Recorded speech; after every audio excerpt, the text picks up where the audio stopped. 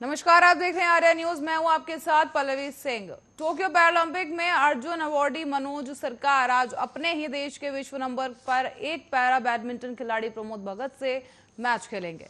बता दें, मनोज सरकार ने कहा है कि मैच को लेकर घबराहट है, लेकिन मुकाबला कड़ा होगा। बुधवार की रात को 9:20 पर टोक्यो में प्रमोद और मनोज के बीच मैच होगा।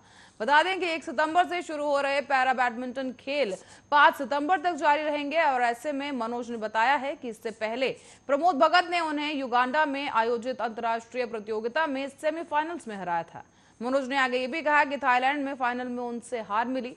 मुकाबले को लेकर अपना सर्वश्रेष्ठ दूंगा और पूरी जी जान के साथ जीतने की कोशिश करूंगा। हम दोनों के बीच ही मुकाबला काफी कड़ा होगा। ऐसे में SL3 श्रेणी के लिए 2 पुल भी बनाए गए हैं। इसी में हर पूल में 3-3 खिलाड़ी होंगे और मनोज के साथ प्रमोद भगत और यूक्रेन के अलेक्जेंडर है। दूसरे पूल में ब्रिटेन के डैनियल, जापान के उकेन और इंडोनेशिया के यूसेक शामिल होंगे।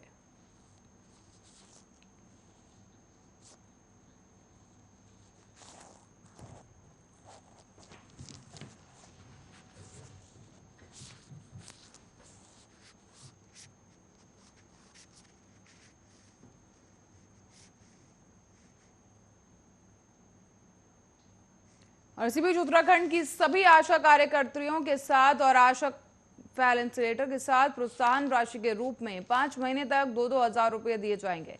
आपको बता दें, बुधवार को राज्य सरकार की ओर से इस बाबत जीओ जारी किया गया है और आपको बताते चले, मुख्यमंत्री पुष्कर सिंह धामी की घोषणा के क्रम में यह आदेश जारी कर दिया गया है। इससे पहले मंगलवार को सीएम पुष्कर सिंह धामी के आश्वासन के बाद प्रदेश में 30 दिन से चल रही आशाओं की हड़ताल को अब खत्म कर दिया गया है। खटीमा में विरोध प्रदर्शन करने के बाद उत्तराखंड आशा हेल्थ वर्कर्स यूनियन ने प्रदेश अध्यक्ष कमला कुंजवाल के नेतृत्व में प्रतिनिधिमंडल अपनी मांगों को लेकर मुख्यमंत्री पुष्कर सिंह धामी से मिला था। इस बीच आपको बता दें कि इस दौरान सीएम धामी ने घोषणा की कि 20 दिनों में उनकी मांगों को पूरा करने का शासनादेश जारी हो जाएगा। सीएम के आश्वासन के बाद प्रदेश अध्यक्ष कमला कुंजवाल ने इसे एकजुटता की जीत बताया है। कहा है कि अगले 20 दिनों में शासनादेश जारी नहीं होने पर आशाएं एक बार फिर से आंदोलन के लिए बाध्य होंगी।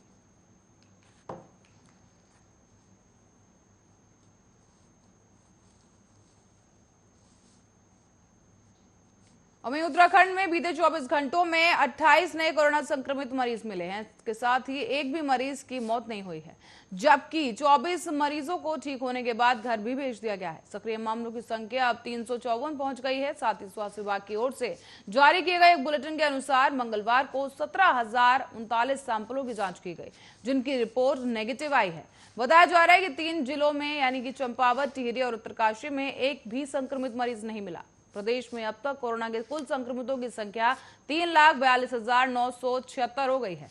इनमें से 3,29,183 लोग ठीक हो चुके हैं। तो वहीं प्रदेश में कोरोना के चलते अब तक कुल 7,387 लोगों की जान जा चुकी है, जिनमें से 6 मौतें बीते दिनों जोड़ी गई हैं।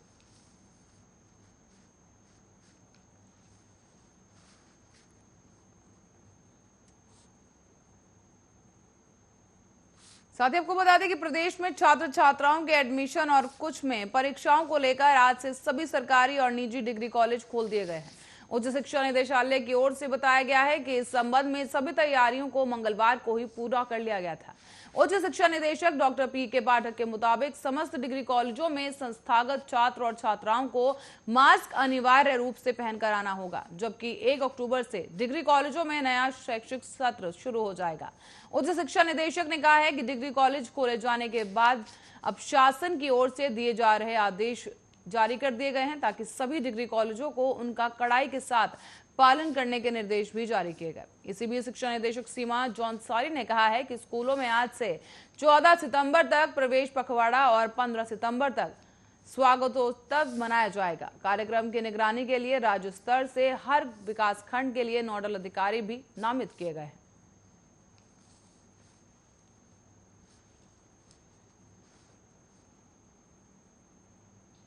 और केंद्रीय माध्यमिक शिक्षा बोर्ड के नए शैक्षणिक सत्र 2021-22 में 10वीं और 12वीं की बोर्ड परीक्षाओं को 2 भागों में कराने का फैसला लिया गया है। इसका मतलब ये निकलता है कि अब अर्धवार्षिक परीक्षा भी बोर्ड की देखरेख में आयोजित की जाएगी। ऐसे में छात्रों की सहूलियत को ध्यान में रखते हुए बोर्ड ने परीक्षा पैटर्न में बदलाव किया है। इसमें परीक्षा समय समेत कई बिंदुओं पर बदलाव किए गए हैं।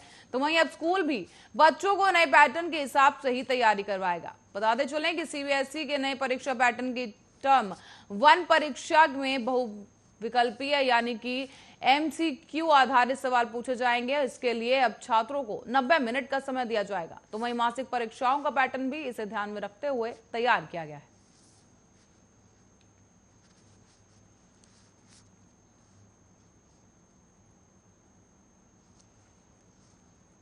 श्रीदेव सुमन विश्वविद्यालय से संबंध निजी महाविद्यालयों को तय से अधिक सीटों पर अब छात्रों को दाखिला न देने के निर्देश के बावजूद हरिद्वार और देहरादून के 2 महाविद्यालयों ने इक्का दुक्का नहीं बल्कि तय से 2 गुना अधिक सीटों पर छात्रों को दाखिला दे दिया है, जिसके बाद विश्वविद्यालय के कुलपति डॉक्टर पीपी ध्यानी के मुताबिक पूरे प्रकरण में विश्वविद्यालय के कुछ कर्मचारी और अधिकारियों की भूमिका संदिग्ध बताई जा रही है।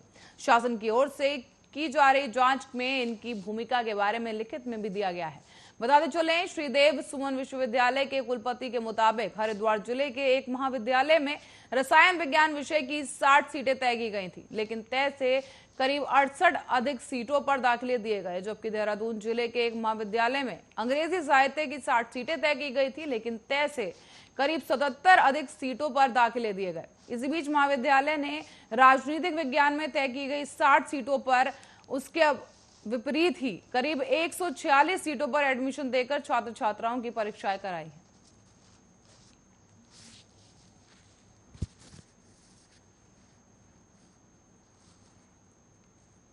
और इसी बीच मौसम विभाग के मुताबिक अगले 24 घंटों में नैनीताल, चंपावत, पिथौरागढ़, बागेश्वर जैसे तमाम जिलों में कुछ स्थानों पर हल्की से मध्यम बारिश होने की संभावना है। मौसम विभाग की ओर से येलो अलर्ट भी जारी किया गया है। तो वहीं बुधवार सुबह से ही देहरादून में बादल छाए हुए हैं, कहीं कहीं हल्की बूंदाबांदी भी है। और इसके साथ ही यमुनोत्री धाम का पैदल भैरव मंदिर पास जगह जगह क्षतिग्रस्त हो गया है। बताते चले, दूसरे दिन भी मार्ग खोलने के प्रयास शुरू नहीं किए गए। ऐसे में गंगोत्री और यमुनोत्री हाईवे पर यातायात सुचारू है। साथ ही बताते चले कि बद्रीनाथ हाईवे, तोता घाटी, भनेर पानी और पागला नाला में अवरुद्ध पड़ा हुआ है। इसी बीच बिहरी और निजामुल्ला सड़क दूसरे दिन भी फिलहाल बंद ही है। और ऐसे में मौसम विभाग के मुताबिक अब राज्य के पर्वतीय इलाकों में कहीं कहीं तेज गर्जना के साथ आकाशीय बिजली गिरने की संभावना जताई जा रही है। साथ ही राजधानी दून का सवाल जहां तक है, तो राजधानी में काले से घने बादल छाए हुए हैं और इसके साथ ही हल्की से मध्यम बारिश होने की संभावना है।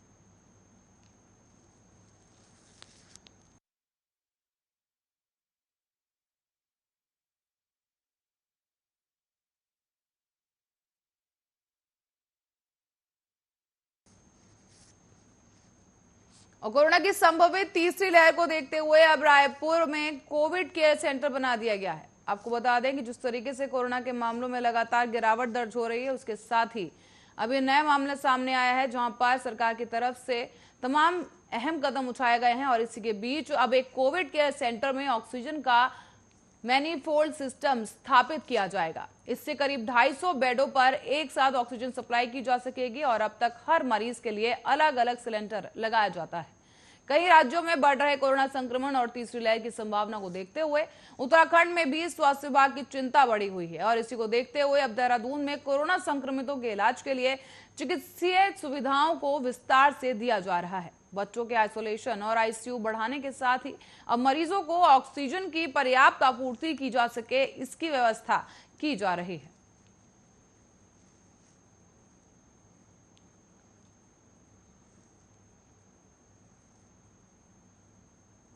साथ ही आपको बता दें कि सोशल मीडिया पर चल रहे अपने एक अजीबोगरीब बयान के चलते उत्तराखंड के आपदा प्रबंधन मंत्री डॉक्टर धन सिंह रावत पर आपदा टूट पड़ी है। बताते चलें कि इसके चलते अब उनको जमकर उनका मजाक उड़ाया जा रहा है। साथ ही पूर्व मुख्यमंत्री और वरिष्ठ कांग्रेस नेता हरीश रावत ने तंजीय लहजे में उनके लिए भारत रत्न की मांग कर डाली है। सोमवार को आपदा प्रबंधन मंत्री डॉक्टर धन सिंह रावत का सोशल मीडिया पर एक वीडियो बयान सामने आया था, जिसमें वो कहते हुए सुनाई दे रहे हैं कि अब एक ऐसा ऐप आया है जिसके जरिए कहीं भी बारिश को कम या ज्यादा किया जा सकता है। तो वहीं शीघ्र ही इस ऐप का प्रोजेक्शन केंद्र सरकार को देने जा रहे हैं। अगर केंद्र सरकार की ओर से अनुमति मिलती है तो यह ऐप कई राज्यों के लिए वरदान साबित होगा। मंत्री का यह बयान सोशल मीडिया में वायरल होते ही उस पर प्रतिक्रियाओं की बाढ़ आ गई है। बताते चले, ज्यादातर में मंत्री के इस अवैज्ञानिक दावे पर उनकी हंसी उड़ाई जा रही है।